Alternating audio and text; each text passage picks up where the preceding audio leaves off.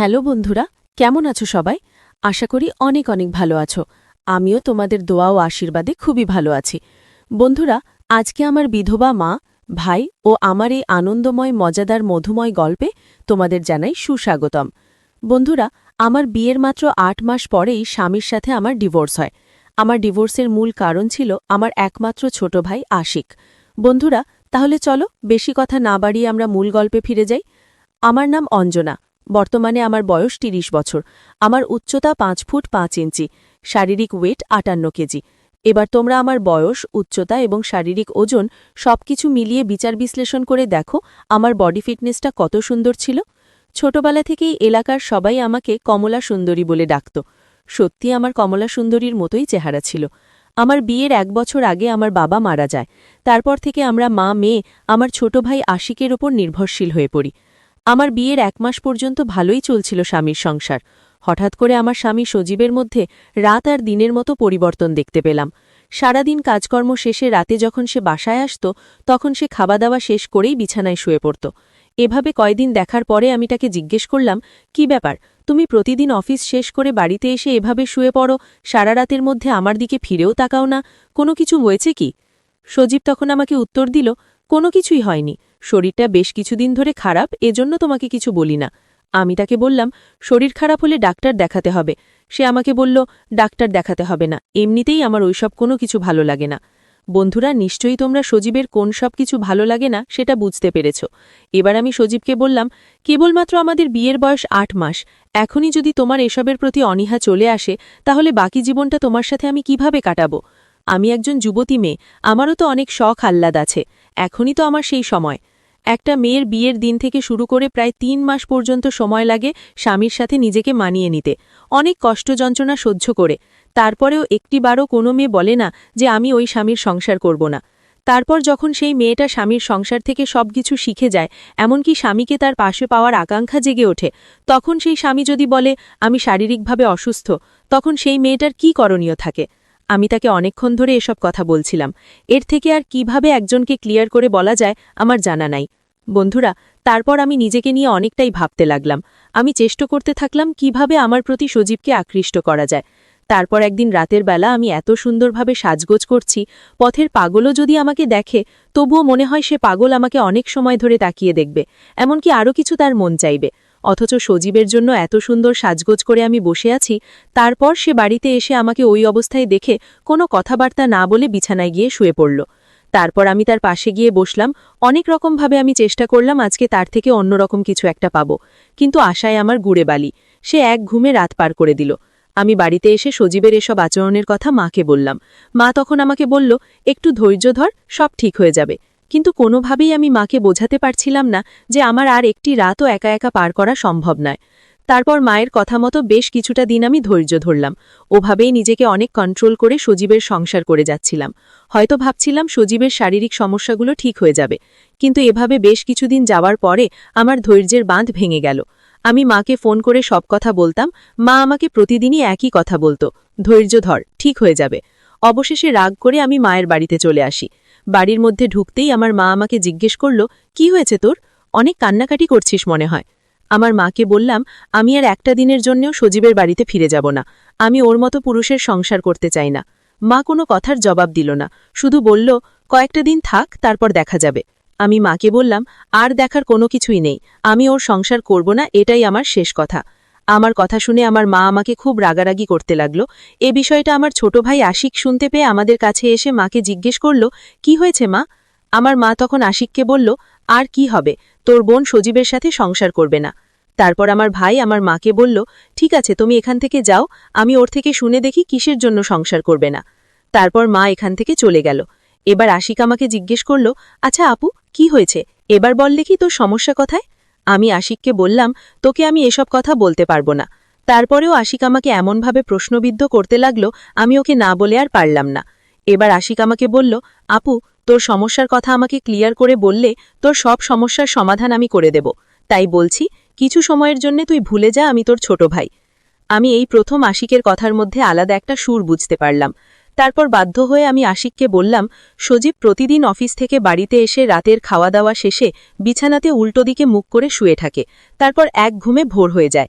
এ কথা শুনে আশিক আমাকে বলল, বলিস কি আপু, এই যুবক বয়সে সে বউ রেখে এভাবে ঘুমায়? বিয়ের পর থেকে কি সে এরকমই ছিল? আমি তখন আশিককে বললাম, না রে আশিক, বিয়ের পর থেকে সে এরকম রকম ছিল না, তবুও যে বেশি একটা ভালো ছিল সেটাও কিন্তু নয়। তারপরেও যতটুকু পাওয়া হচ্ছিল সেটুকু দিয়ে নিজেকে কোনোরকমভাবে সান্ত্বনা দিয়ে মানিয়ে নিচ্ছিলাম। কিন্তু বিয়ের 1 মাস পর থেকে তার দ্বারা কোনো কিছুই সম্ভব হচ্ছে না। আমি নিজের থেকেও অনেক চেষ্টা করে দেখেছি, কোনো লাভ হয়নি। মাজা ভাঙা সাপ যেমন ফনা তুলতেই আবার মুখ থুবড়ে পড়ে যায়, সজীবের শারীরিক অবস্থা ঠিক এরকমটাই ছিল। আমার ভাই আশিক আমাকে বলল, আমি তোর সব কথা বুঝতে পারছি আপু, আমি দেখছি কি করা যায়। আশিকের এমন কথা শুনে আমি আশিককে বললাম, এসব বিষয় তুই আবার কি করবি? আশিক তখন বলল, অনেক কিছু করার আছে আপু, একমাত্র আমিই তোর এই সমস্যা সমাধান করতে পারব। পৃথিবীর আর কারো সাধ্য হয় কি এই সমস্যা সমাধান করার? আশিকের এমন কথাতে আমিও কেমন যেন ওর প্রতি একটা আস্থা খুঁজে পাচ্ছিলাম। এবার আমি আশিককে বললাম, আমি ওর সাথে কোনোভাবে সংসার করতে পারব না। তারপর আশিক আমাকে বলল, এত ধৈর্যহারা হোস না আপু, পৃথিবীতে অনেক ধরনের চিকিৎসা আছে, একটু ভালোভাবে ট্রিটমেন্ট এবং শরীরের যত্ন নিলে সব কিছু ঠিক হয়ে যাবে। এবার আমি আশিককে বললাম, তোর কথা আমি সবই বুঝতে পারছি আশিক, হয়তো সে শরীরের ট্রিটমেন্ট নিলে তার শারীরিক অবস্থার উন্নতি হবে, কিন্তু তার তো আরেকটা বড় ধরনের সমস্যা আছে, যেটা বিষয়টা আমি তোকে ক্লিয়ার করে বলতে পারছি না। এবার আশিক আমাকে বলল, দেখো আপু, তুমি যদি সমস্যার কথা আমাকে ক্লিয়ার করে না বলো, তাহলে সমাধান দেওয়াটা কোনোভাবেই সম্ভব হবে না। তারপর আমি আশিককে বললাম, আচ্ছা আশিক, আমি তোকে একটা উদাহরণ দেই। ধর তোর পরনে একটা হাফ প্যান্ট আছে, সেই হাফ প্যান্টকে টেনে কখনো কি ফুল প্যান্ট বানানো সম্ভব হবে? আশিক তখন বলল, সেটা আবার কখনো সম্ভব হয় নাকি? আমি তখন বললাম, তাহলে তুই তাকে যতই ট্রিটমেন্ট দিস না কেন, সজীব আমাকে যে স্বাদের খাবার খাওয়াইয়ে পেট ভরাবে, সেই খাবারই ঠিকমতো আমাকে সে দিতে অক্ষম। এবার আশিক আমাকে বললে, আমি তো তোর কথা কিছুই বুঝতে পারছি না আপু, একটু ক্লিয়ার করে বলবি? এবার আমি আশিককে জিজ্ঞেস করলাম, আচ্ছা আশিক, তুই কি মাছ খেতে পছন্দ করো? আশিক তখন বলল, আমি নদীর বড় বড় শৈল মাছ খেতে পছন্দ করি। তারপর আমি আশিককে বললাম, তাহলে তোকে যদি শৈল মাছের পরিবর্তে তোর হাতের আঙ্গুলের মতো সাইজের টাকি মাছ দেওয়া হয়, তাহলে কি তোর কাছে সেটা পছন্দ হবে? আশিক তখন বলল, তা লাগবে না। আমি তখন বললাম, আমারও তোর মতো ঠিক শৈল মাছই পছন্দ, তাহলে আমার কি আর ছোট টাকি খেতে ভালো লাগে? এবার আশিক আমাকে বলল, তুই থাম, আর বলতে হবে না, আমি তোর সব কথা বুঝে গেছি। যদি এই রকম হয় তাহলে তোকে আমি ওই বাড়িতে ফিরে যেতে দিব না। এবার আশিকের কথা শুনে আমি অনেকটাই স্বস্তি পেলাম। তারপর আমি লক্ষ্য করলাম আশিক অনেকক্ষণ ধরে চুপচাপ কি যেন ভাবছে। আমি আশিককে জিজ্ঞেস করলাম, আচ্ছা আশিক, অনেকক্ষণ দেখছি তুমি চুপচাপ হয়ে আছিস, কি ভাবছিস? আশিক তখন আমাকে বলল, ভাবছি তোর স্বামী সজীবকে নিয়ে। এত সুন্দর পরিপূর্ণ বয়সের একটা যুবক ছেলে, অথচ তার শরীরটা একদম মোমের মতো, হালকা তাপেই গলে পড়ে। অথচ আমি দুলাভাইয়ের চেয়ে বয়সে অনেক ছোট, তারপরেও মাঝে মধ্যে আমি নিজেকে নিজের নিয়ন্ত্রণে রাখতে পারি না। আমার শরীর ও মন ভালো রাখার জন্য মাসের মধ্যে অন্তত ৩ থেকে ৪ দিন আমার নির্দিষ্ট একটি জায়গা আছে, সেখানে যাই। আমি আশিকের কথা শুনে একদম অবাক হয়ে গেলাম। আমার ছোট ভাই আশিক কি বলে এসব? তার বয়স মাত্র ১৭ থেকে ১৮ বছর, আর এই বয়সে সে এসব জায়গাতে যায়? তারপর আমি আশিককে বললাম, তুই এসব কি বলিস আশিক? তোর কি এখনও এসব পরিশ্রম করার বয়স হয়েছে নাকি? আশিক তখন বলল, মানুষের মনের কখনো বয়স হয় না রে পাগলি। তোর যদি বিশ্বাস না হয় তাহলে অবশ্যই আমাকে পরীক্ষা করে দেখতে পারিস। আশিকের এমন কথা শুনে আমি একদম থমকে গেলাম। তারপর আমি আশিককে বললাম, তুই এসব কি বলছিস আশিক? আমি তো তোর বড় বোন, তাই না? তাহলে তুই আমাকে এমন কথা বলতে পারলি? আশিক তখন বলল, শুধু শুধু আমার কাছে তুই এমন সাধুগিরি দেখাচ্ছিস কেন? মনের মধ্যে তো ঠিকই এসব কিছু চায়, তাই না? এবার আমি আশিককে বললাম, বেশি কথা হয়ে যাচ্ছে আশিক, এখন তুই এখান থেকে যা। আমি মরি আমার জ্বালায়, আর তুই আমার সাথে রং তামাশা শুরু করছিস। তারপর আমার ভাই আশিক হেসে হেসে সেখান থেকে চলে গেল। তারপর রাতে আমি, আশিক এবং আমার মা ৩ জনে একসাথে খেতে বসলাম। খাওয়ার সময় আমি একটা বিষয় লক্ষ্য করলাম, আমার ভাই আশিক কেমন করে যেন আমার মায়ের দিকে তাকাচ্ছে। আমি একজন বিবাহিত মেয়ে, তাছাড়া বর্তমান যুগজামানা হিসেবে আমি অনেক কিছুই অ্যাডভান্স বুঝতে পারি। আশিক ইশারা করে আমার মাকে এমনভাবে বোঝাচ্ছিল, আমার মাও আশিকের দিকে তাকিয়ে ঘাড় নেড়ে কেমন যেন সম্মতি প্রকাশ করছিল। বিষয়টা প্রথমে আমি তেমনভাবে মাইন্ডে নেইনি, কারণ হাজার হলে তো আশিক আমার মায়ের ছেলে, আর একজন ছেলে আর মাকে নিয়ে সন্দেহের মানসিকতা সহজে কারো মাথায় আসবে না। তারপর খাওয়া দাওয়া শেষ করে আমি আর মা একই খাটের উপর শুয়ে আছি। আমার মা আমাকে অনেকভাবে বুঝাতে থাকল যে আমি কালকেই সজীবের সাথে ঝামেলা মিটিয়ে নিয়ে তাদের বাড়িতে চলে যাই। কিন্তু মাকে আমি যতই বুঝাচ্ছিলাম যে তুমি একজন মেয়ে মানুষ, যদি তোমার বেলায় এমনটা হতো তাহলে তো তুমি সেই সংসারে থাকতে না।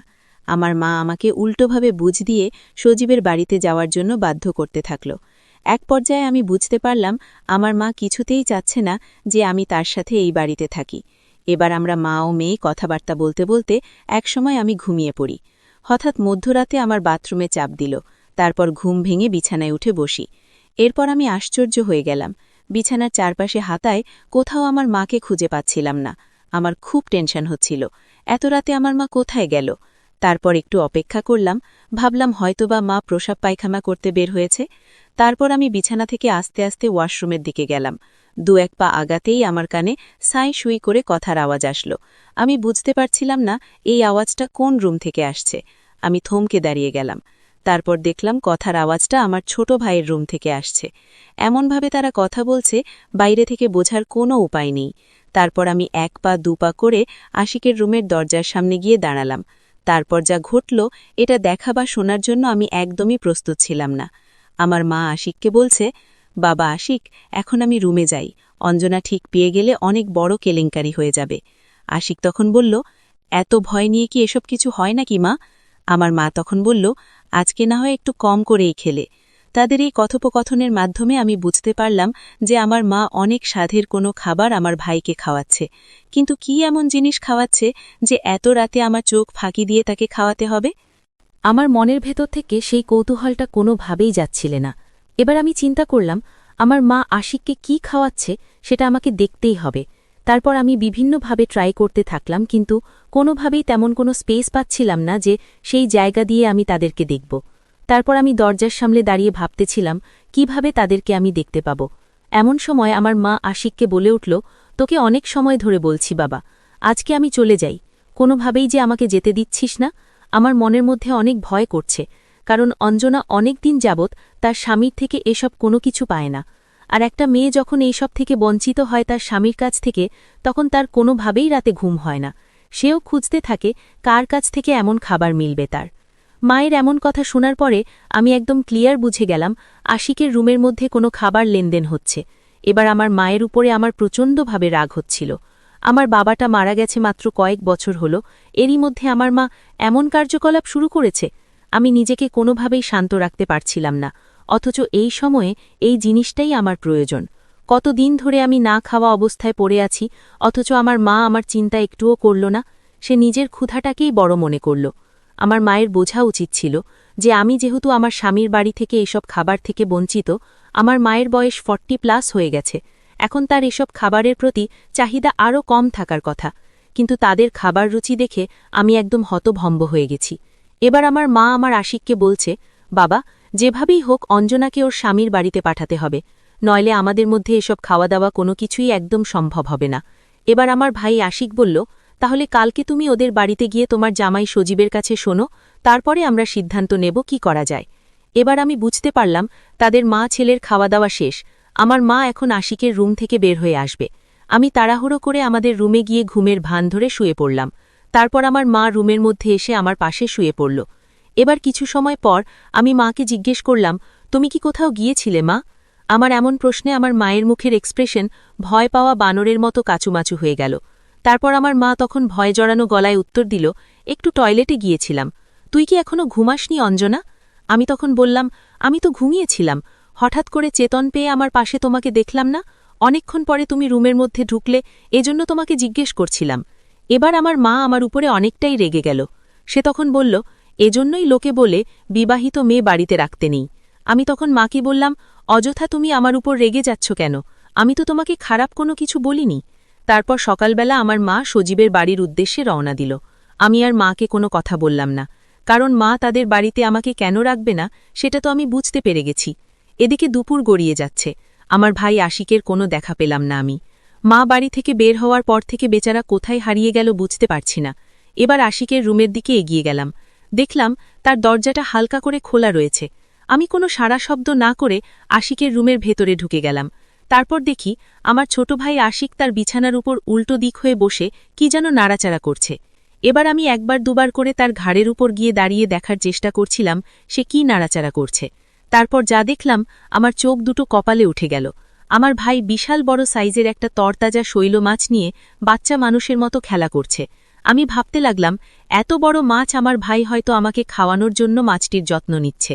তাহলে কি এই মাছ খাওয়ার লোভে আমার মা গতরাতে আশিকের রুমে আসছিল? এবার আমি আশিককে বুঝতে দিলাম না, চুপিসারে আমাদের রুমের মধ্যে চলে আসলাম। তারপর আমি বিছানায় শুয়ে পড়ে অনেকক্ষণ ভরে ভাবনা করতেছিলাম আশিক কি ওই মাছটা আমাকে খাওয়াবে নাকি আমার মাকে খাওয়ানোর জন্য এত সুন্দর করে প্ল্যান করছে। আমার মনের মধ্যে অনেক বড় লোভ জাগল কিভাবে ওই শৈল মাছটা আমি খাব। সজীবের বাড়িতে থাকা অবস্থায় সজীব কোনোদিনই আমার সামনে এমন সাইজের শৈল মাছ ধরেনি। বন্ধুরা, তোমরা নিশ্চয়ই আমার কথাগুলো বুঝতে পারছ। এবার আমি বুঝতে পারলাম কি জন্য আমার মা আমাকে এই বাড়িতে রাখতে চাচ্ছে না। কথায় আছে, নিজে বাঁচলে বাপের নাম। আমার মায়ের ক্ষেত্রে ঠিক একই রকম হয়েছে। আমার ভাই আশিকের থেকে প্রতিনিয়ত সে এমন বড় সাইজের মাছ খেয়ে তার অভ্যাস। হয়তো আমি বাড়িতে থাকলে আমাকে সঙ্গে নিয়ে ভাগাভাগি করে খেতে হবে, নইলে একা একা খেতে পারছে না। আমাকে সে ভাগ দেবে না, সেজন্য এই বাড়ি থেকে আমাকে তাড়াতে চায়। কিন্তু আমার মায়ের বোঝা উচিত ছিল আমি তার পেটের মেয়ে। আমি যদি অনাহারে থাকি তাহলে তো আমার মায়েরও কষ্ট হবার কথা। তার বোঝা উচিত আমার মেয়েটা এমন খাবারের অপেক্ষায় রয়েছে। সে অনেক বড় ক্ষুধার্ত, কিন্তু আমার কোনো কথাই আমার মা কোনোভাবেই বোঝার চেষ্টা করছে না। এবার আমি মনে মনে সিদ্ধান্ত নিলাম আমার মা সজীবের বাড়ি থেকে ফিরে আসার আগেই আমার ছোট ভাই আশিকের মাছটা চেয়ে নিয়ে একবারের জন্য হলেও খেতে হবে, নইলে মা বাড়িতে আসলে আমাকে নাও দিতে পারে। কিন্তু তাদের থেকে আমি সেই জিনিসটা চাইব কিভাবে? সে যদি একবার বলে ফেলে এটা আমি মায়ের জন্য যত্ন করে রেখে দিয়েছি, তোকে দেওয়া যাবে না, তাহলে তো আমি লজ্জায় সেখান থেকে ফিরে আসতে পারবো না। এমন কথা ভাবতে ভাবতে হঠাৎ করে আমার রুমের সামনে দাঁড়িয়ে আমার ছোট ভাই আশিক বলে উঠল, রুমের মধ্যে কি মানুষজন বলতে কেউ আছে? আশিকের এমন কথা শুনে আমি একটু চমকে উঠলাম। আমার মায়ের রুমের সামনে এসে কে ডাকছে, এটা তো একটু ভাবনার বিষয়। তারপর আমি বললাম, আশিক, ভিতরে এসো। তারপর আশিক ভিতরে ঢুকে আমার পাশে এসে বসল। আশিক অনেকক্ষণ ধরে চুপচাপ বসে আছে, আমার সাথে একটি কথাও বলছে না। এবার আমি আশিককে জিজ্ঞেস করলাম, কি হয়েছে ভাই, তুই কি কিছু বলবি আমাকে? আশিক তখন বলল, আমি তোকে একটা কথা বলার জন্যই এখানে আসছি। ভাবলাম যেহেতু মা বাসায় নেই, এই সুযোগে তোকে এই কথাটা বলতেই হবে। আমার কথাটা রাখা না রাখা একান্তই তোর ব্যাপার। আমি আশিককে বললাম, কি এমন কথা বলবি? নির্ভয় তুই আমাকে বলতে পারিস, আমি তোর সব কথাই রাখব।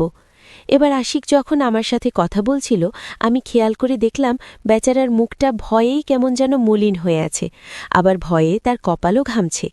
তারপর আমি তার পরিবেশ পরিস্থিতি দেখে বললাম, একদম ঘাবড়াবি না আশিক, তোকে নির্ভয়ে বলতে বলেছি। মনে কোনো দ্বিধাদ্বন্দ্ব না রেখে কি বলবি সে কথাটা বলে ফেল। আশিক তখন আমাকে বলল, আমি তোকে একটা জিনিস খাওয়ানোর জন্য এসেছি। আমি তখন বললাম, কি এমন জিনিস খাওয়াবি তুই আমাকে? আশিক তখন বলল, আমি তোকে যে জিনিসটা খাওয়াবো এমন স্বাদের জিনিস তুই কখনো চোখেই দেখিসনি। বন্ধুরা, তোমরা নিশ্চয়ই বুঝতে পেরেছ আমার ভাই আশিক আমাকে কি খাওয়ানোর জন্য আমার রুমের মধ্যে এসেছে। তোমাদের সাথে সাথে আমিও কিন্তু বুঝতে পেরেছি আশিক কি খাওয়ানোর কথা আমাকে বলতে চাচ্ছে। তারপর আমি আশিককে বললাম, কি এমন জিনিস তুই আমাকে খাওয়াবি আশিক, যেটা আমি আজ পর্যন্ত চোখে দেখিনি? ঠিক আছে, তুই সেই জিনিসটা আমাকে দেখা। এবার আশিক আমাকে বলল, দেখানোর আগে তোর কাছে আমার একটা রিকোয়েস্ট। আমি যে জিনিসটা তোকে খাওয়াবো এই খাওয়ানোর কথাটা তুই কোনো সময় মাকে বলতে পারবি না। বন্ধুরা, এবার আমি ক্লিয়ার বুঝতে পারলাম আমার মাকে কেন আশিক এসব কথা বলতে নিষেধ করছে। তার কারণ হলো সে চাচ্ছে তার ওই জিনিসটা আমাদের মা মেয়েকে ভাগে যোগে খাওয়াবে। অর্থাৎ আমার মা যদি জানতে পারে আমার আশিক আমাকে খাওয়াইছে, তাহলে হয়তো সে অনুরাগে আমার মা নাও খেতে পারে। এবার আশিককে আমি বললাম, ঠিক আছে, আমি কাউকে বলবো না, কি জিনিস খাওয়াবি সেটা দেখা আমাকে। এবার আশিক একটা শৈল মাছ বের করে আমাকে দেখালো। তারপর সে আমাকে জিজ্ঞেস করল, আপু, এমন মাছ কখনো তোর স্বামী তোকে খাইয়েছে? আমি দু চোখ ভরে আশিকের হাতে ধরে থাকা সেই তরতাজা মাছটা তাকিয়ে দেখতেছিলাম। কত সুন্দর ছটফট করে আশিকের হাতের ওপরে নড়াচড়া করছে। আমার মতো যে কেউ দেখলেই সেটাকে কাঁচাই গিলে খেতে ইচ্ছা করবে। আমার এভাবে অপলক দৃষ্টিতে তাকিয়ে থাকতে দেখে আমার ভাই আশিক আমাকে জিজ্ঞেস করল, কিরে আপু, কি ভাবছিস?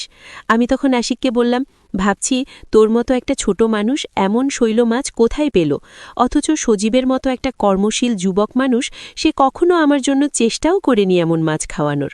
বন্ধুরা, তোমরা বিশ্বাস করো, আমি নিজেকে কোনোভাবেই সামাল দিতে পারছিলাম না।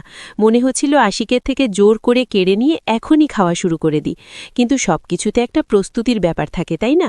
তারপরও সে আমার আপন ছোট ভাই, তারও তো মনের মধ্যে অনেক রকমের আশা আকাঙ্ক্ষা থাকে। তার জিনিস সে আমাকে কিভাবে খাওয়াবে, তারও তো একটা প্ল্যান প্রোগ্রামের ব্যাপার থাকে। এবার আমি আশিককে বললাম, তাহলে এখন এটা আমি কিভাবে খেতে পারি আশিক? আশিক তখন বলল, আমি তোকে দেখানোর জন্যই নিয়ে এসেছি। তোর যদি পছন্দ হয় তাহলে যখন ইচ্ছা তখন আমার থেকে চেয়ে নিয়ে খেতে পারিস। যেহেতু তুই বিয়ের পর থেকে খুবই খাওয়া দাওয়ার কষ্টের মধ্যে আছিস, আমি তোর ভাই হয়ে কোনোভাবে তোর কষ্ট মেনে নিতে পারছি না। তারপর আমি আশিককে বললাম, তাহলে সন্ধ্যার পরে আমি নিজের মতো করে খুব যত্ন সহকারে এই মাছটাকে খাবো। এবার আশিক আমাকে বলল, সন্ধ্যার পরে তোর মা বাড়িতে চলে আসলে সম্পূর্ণ ধরে তুই খেতে পারবি না। আশিকের কথা আমি বুঝতে পারলাম সে কি বোঝাতে চাচ্ছে। তারপর আমি আশিককে বললাম, আমি চাচ্ছি মা আসার আগে এটাকে আমি খাবো। আশিক তখন বলল, যে কোনো খাবার নির্ভয় খেতে পারলে খুবই তৃপ্তি সহকার পেট ভরে খাওয়া যায়, আর টেনশন থাকলে কোনো জিনিসই পেট ভরে খাওয়া যায় না। তারপর আমি আশিককে বললাম, ঠিক আছে, তুমি এখানে বসো, আমি একটু টিউবওয়েলের পর থেকে ফ্রেশ হয়ে আসি। মা আসার আগেই খুব যত্ন সহকারে এটাকে খেতে চাই। তারপর আমি ওয়াশরুম থেকে ফ্রেশ হয়ে এসে রুমে ঢুকে দেখি আমার ছোট ভাই বিছানার ওপর ষাট হয়ে শুয়ে আছে। শৈল মাছটা তার পেটের ওপর রেখে দিয়েছে। কত সুন্দর দু চোখ মেলে মাথা নাড়িয়ে ছালা করছে। তারপর আমি আশিকের পাশে এসে বসলাম। আশিককে জিজ্ঞেস করলাম, আচ্ছা আশিক, আমি কি তোর এই মাছটা নিজের হাতে ধরে দেখতে পারি? আশিক তখন আমাকে বলল, এটা তো তোকে দিয়েই দিয়েছি, তুই কিভাবে খাবি সেটা একান্তই তোর ব্যাপার। এখন তুই কাঁচাও খেতে পারিস, আবার যত্ন সহকারে রান্না করে খেতে পারিস। এবার আমি আশিককে বললাম, তোকে একটা কথা বলবো আশিক। আশিক তখন বলল, একটা কথা নয় 10টা কথাও তুই বলতে পারিস আপু। তারপর আমি আশিককে বললাম, তুই মাকে বলে সজীবের সাথে আমার ডিভোর্সের ব্যবস্থাটা করে দে। আমি আর একটি দিনের জন্য সেখানে যেতে চাই না। আমার ছোট ভাই আমাকে বলল, এসব নিয়ে এত টেনশন করিস না, সারাটি জীবন আমার কাছে তোকে রেখে দেব। এবার আমি বললাম, আশিক, আমিও চাই সারাটা জীবন আমি তোর কাছেই থাকি। এবার আশিক আমাকে বলল, আপু, আজকে তো তোকে মায়ের ভয়ে আমার মতো করে আপ্যায়ন করতে পারলাম না, আগামীকালকে তুই আমার রুমে শুবি। আমি মাকে বলবো কালকে আমার কারখানায় নাইটে ডিউটি আছে, বাড়িতে আসব না। তারপর ঠিক রাত 12টার পরে আমি রুমে ঢুকব। এ কথা বললে তাহলে তোমাকে আমার রুমে শোয়ার জন্য বাধা দিবে না।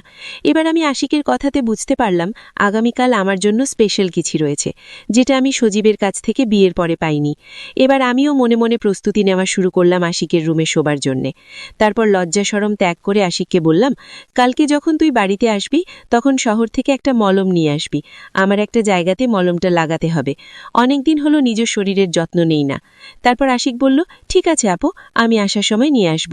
আমি তখন আশিককে বললাম, মলমটার নাম তো শুনলি না? এবার আশিক বলল, আমি ওটার নাম জানি আপু। আশিকের মুখে এমন কথা শুনে আমি লজ্জায় তাকে আর কিচ্ছু বলতে পারলাম না। বন্ধুরা, পরের দিন রাতে আশিকের সাথে আমার যা ঘটেছিল তার সম্পূর্ণ বর্ণনা আমি তোমাদেরকে দ্বিতীয় পর্বে তুলে ধরবে। এই পর্বে ভিডিওটা অনেক বড় হয়ে যাচ্ছে। তোমরা যদি দ্বিতীয় পর্বটি দেখতে চাও তাহলে অবশ্যই কমেন্ট করে আমাকে জানাবে। বন্ধুরা, আজকের গল্পটি তোমাদের কাছে কেমন লাগলো? যদি একটুও ভালো লেগে থাকে তাহলে ভিডিওর নিচে একটি লাইক এবং শেয়ার দিয়ে তোমার বন্ধুদেরকেও দেখার সুযোগ করে দিবে। সবাই নিজেদের পরিবারকে খেয়াল রাখবে। সবার সুস্বাস্থ্য কামনা করে আজকের মতো বিদায় নিচ্ছি আমি অঞ্জনা। Bye bye.